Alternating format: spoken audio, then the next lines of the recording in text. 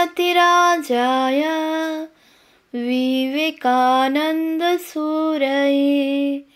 सच्चित्सुखस्वरूपाय स्वामिने तापहारिणे।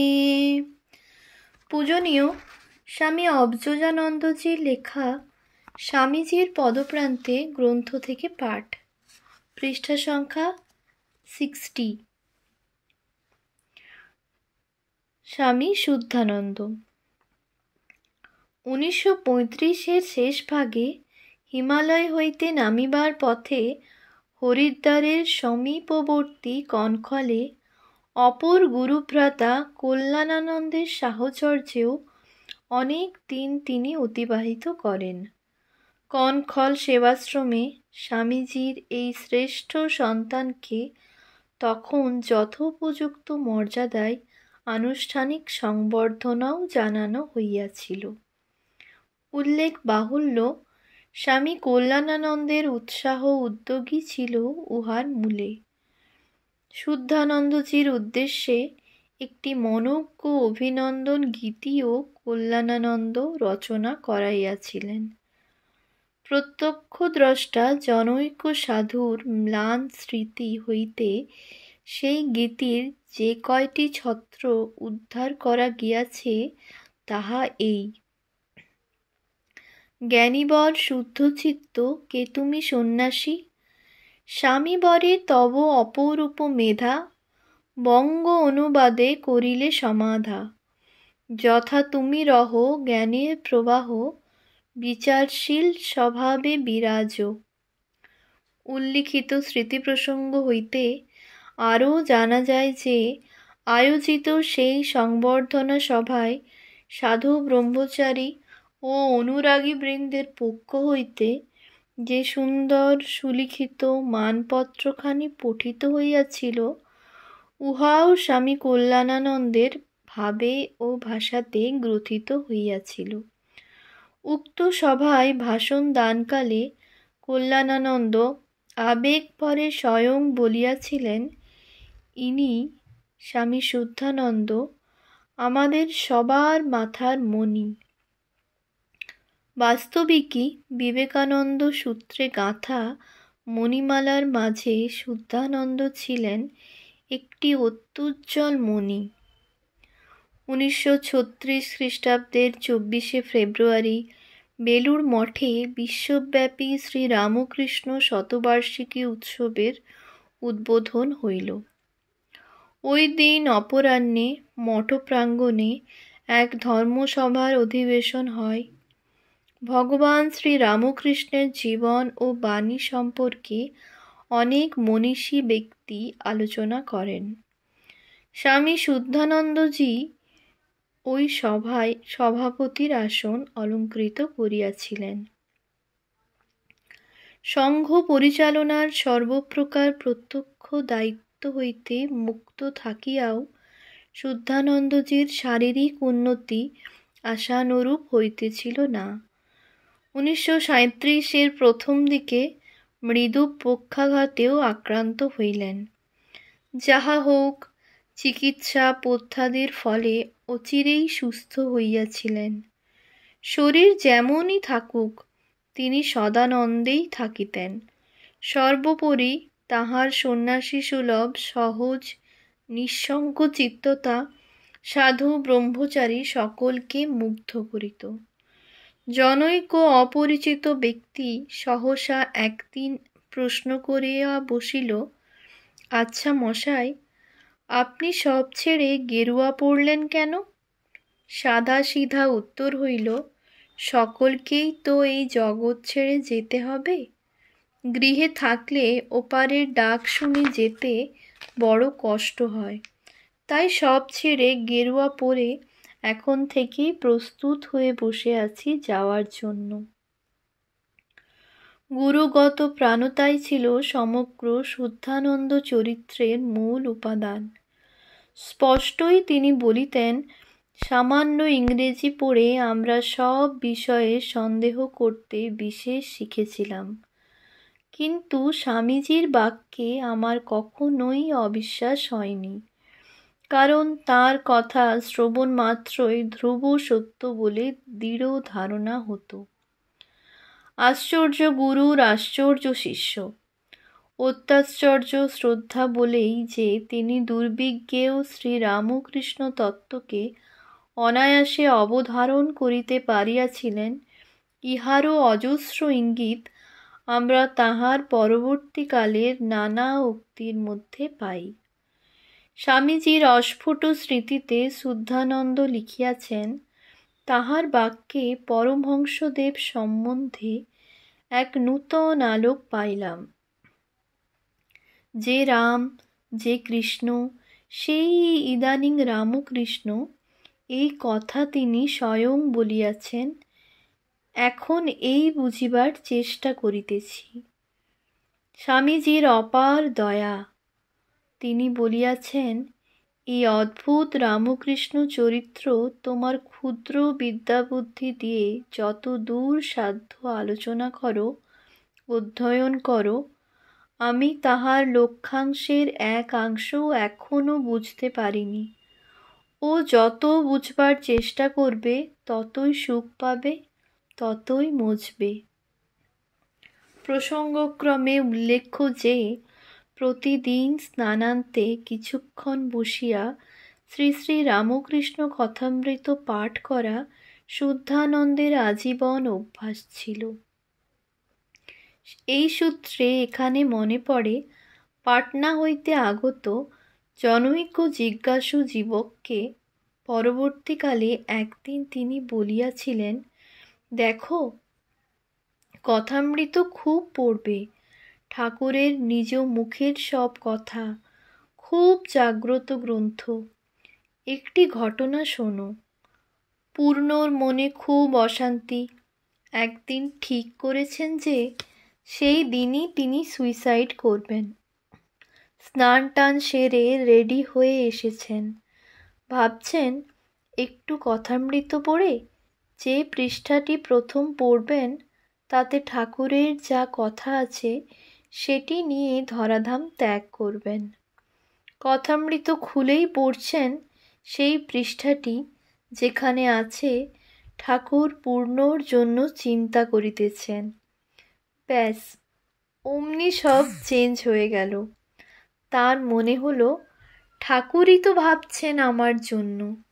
পূর্ণর suicide করার সংকল্প ত্যাগ হলো।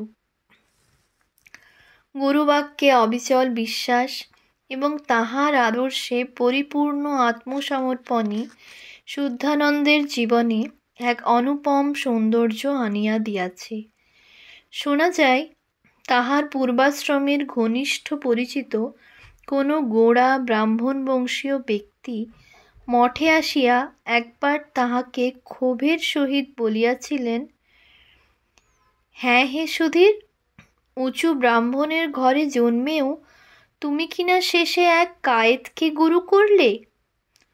বিন্দু মাত্র উত্তেজিত না হইয়া শুদ্ধানন্দ সজল চক্ষে জবাব দিয়াছিলেন, কায়েত কি বলছিস রে ভাই?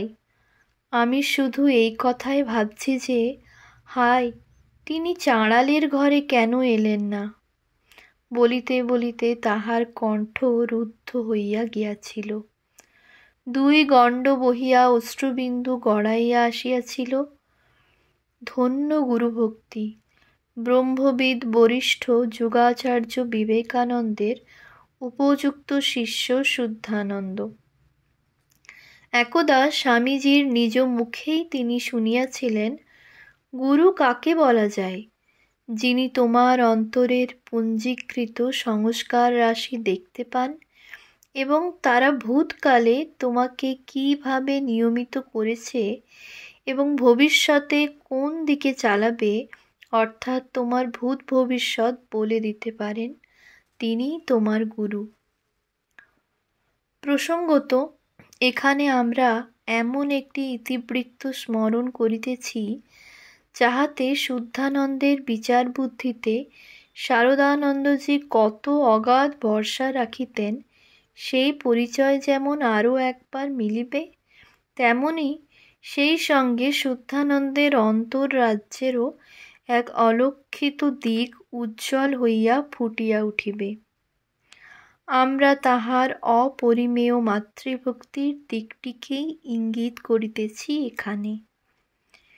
শ্রী শ্রী মা লীলা সংবরণ করেন 21শে জুলাই 1920। জননীর অদর্শনের পরে ভক্ত হৃদয়ে সংরক্ষিত তাহার দিব্য কথাসমূহ সংকলন করার প্রয়োজনীয়তা সকলের প্রাণেই অনুভূত হইতে থাকে এবং মায়ের একনিষ্ঠ সেবক অরূপানন্দের উদ্যোগে শ্রী শ্রী মায়ের কথা তখন সংগ্রথিত হয়। স্বামী শুদ্ধানন্দের উৎসাহ ও অনুপ্রেরণাই তখন অরূপানন্দকে শক্তি দিয়াছিল। অন্তরালের কাহিনী কিন্তু আরও অনেক। মায়ের শ্রীমুখের কথা প্রকাশের পূর্বে প্রসঙ্গচিত্রগুলি অত্যন্ত সতর্কতার সহিত সম্পাদিত হওয়া দরকার। তাই প্রস্তাব হইল উক্ত সংকলনের সমগ্র পাণ্ডুলিপি দেখিয়া দিবেন শ্রী শ্রী মায়ের সন্তান বরিষ্ঠ শারদানন্দজি স্বয়ং। শারদানন্দজি কিন্তু সম্মত হইয়াছিলেন এক শর্তে, সুধীরও যদি আমার সঙ্গে থাকে তবেই আমার দ্বারা সম্ভব হবে। তাহাই হইয়াছিল। উদ্বোধনে প্রতিদিন সন্ধ্যায় আরাত্রিকান্তে শারদানন্দজির ঘরে ওই পাণ্ডুলিপি পাঠ হইত। শুদ্ধানন্দ সহ শারদানন্দজি একত্রে বসিয়া ওই অমীয় কথা তন্ময় হইয়া শ্রবণ করিতেন। আবশ্যক স্থলে সংশোধনাদিরও উদ্দেশ্যে মন্তব্যও করিতেন। উল্লেখ বাহুল্য, তাহাদের উভয়ের সাগ্রহ অনুমোদনের পরে শ্রী শ্রী মায়ের কথা গ্রন্থাকারে মুদ্রিত ও প্রকাশিত হয়। এখানে স্মরণীয়, শুদ্ধানন্দ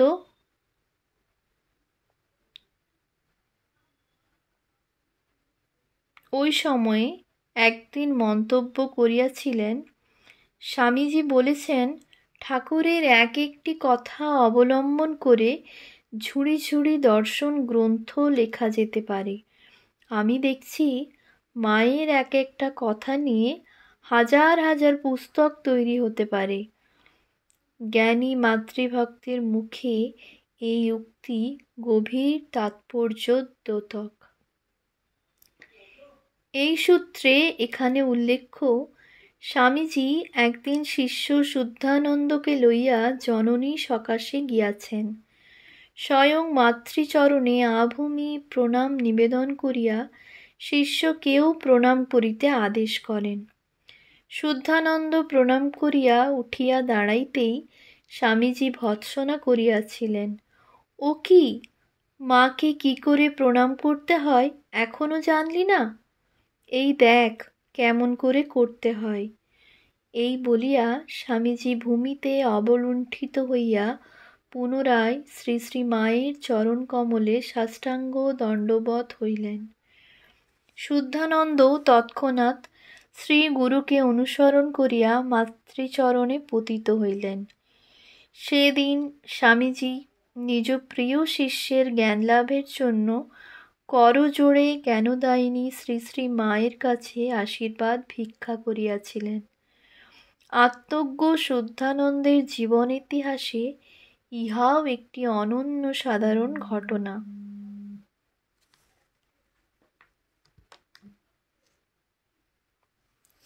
একটি ছোট ঘটনার উল্লেখ এখানে খুব অপ্রাসঙ্গিক হইবে না।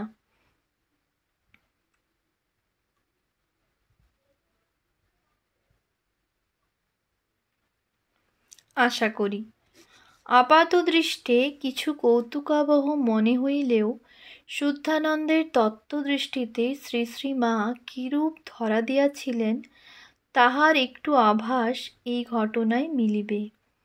উদ্বোধনের কর্মী শ্রী চন্দ্রমোহন দত্ত মাতা ঠাকুরানীর বিশেষ স্নেহভাজন। নানা অছিলায় মায়ের কাছে সদা সর্বদাই তিনি যান।